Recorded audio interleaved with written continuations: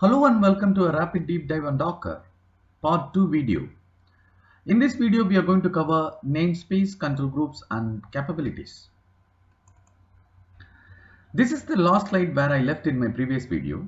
I think by now, you'll be thinking about, can't we install multiple applications on the same user space? Yes, you could do that. But the problem is the library file. When you install an application, there is a library file will be created and that file will be very closely working with the application and then application will be closely updating the library file. The moment when you create next application, what will happen during installation, file which is required to run this application is already present. Do you want to overwrite that file or do you want to create a new file? So this question will be asked during the second installation of your application or second application installation.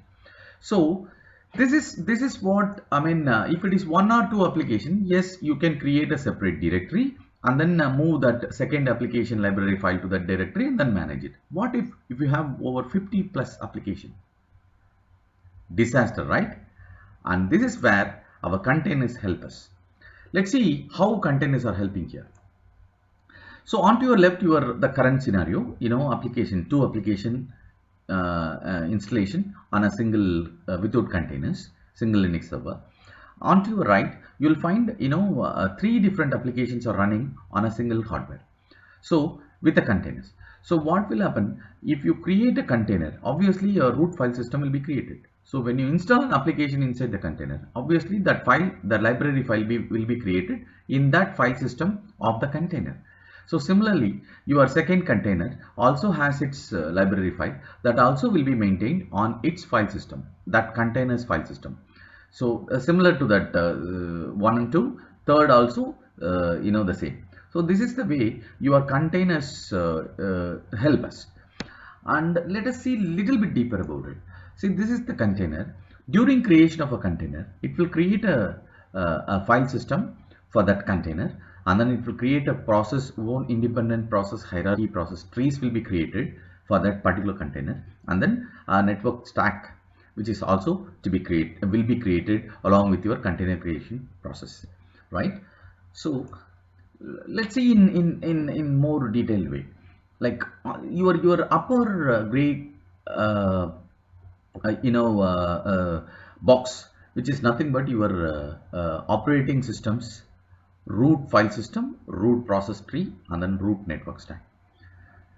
And then underneath you will find container 1 and container 2. So in this example, we have created couple of container. Okay, container 1 also created a new file system, and then container 2 also has its own file system. And then similar to that, in container 1 has a separate process hierarchy and then separate network stack. So similar to container 1, container 2 also has the same. So this is how this will help us, because the entire file system, your process and your network are all isolated from your operating system. It is no way connected with your root file system, root process tree, and then root networking stack, right? So if you install in this way, you can fiddle around any kind of an R&D on a server, on a container. But wherein if you do the same thing on a Linux server, what will happen? You'll end up in reinstalling the same server again and again. So this is it will help us in our day-to-day life, right? And this is exactly I'm talking about. Okay, I understand. So these are the three different components helping us when I create a container. Okay, I'll be completely isolated, so I can fiddle around whatever I wanted. Right? Who does this for us? The guy called kernel namespace. So kernel namespace has got 4 different namespaces. The PID guy will be leveraged for creating a process hierarchy inside a container. Similarly, MNT guy, which is mount namespace, will be responsible for creating a file system inside a container. And then user is for user accounts management. And then a net is for creating a networking stack inside a container. Got it? So this is one of the important kernel concept of your Linux, and our containers leveraging this particular piece and then dash this isolation for us. Okay. Now let's move on to an interesting chapter called C group.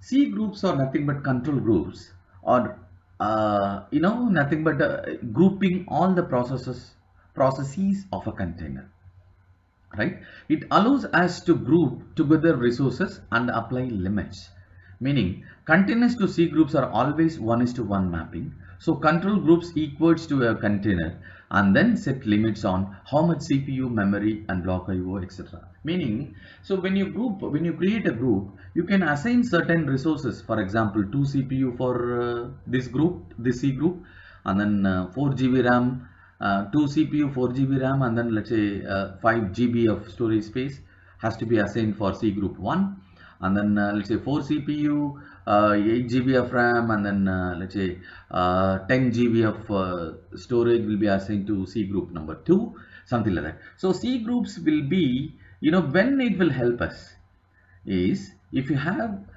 multiple containers running, let's say over 50, 40 containers are running on a single server, then we really need this.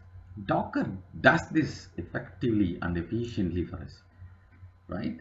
So I hope you understand what are C groups now. Now I'm moving on to something called capabilities. The name itself tells us, self-explanatory name, right?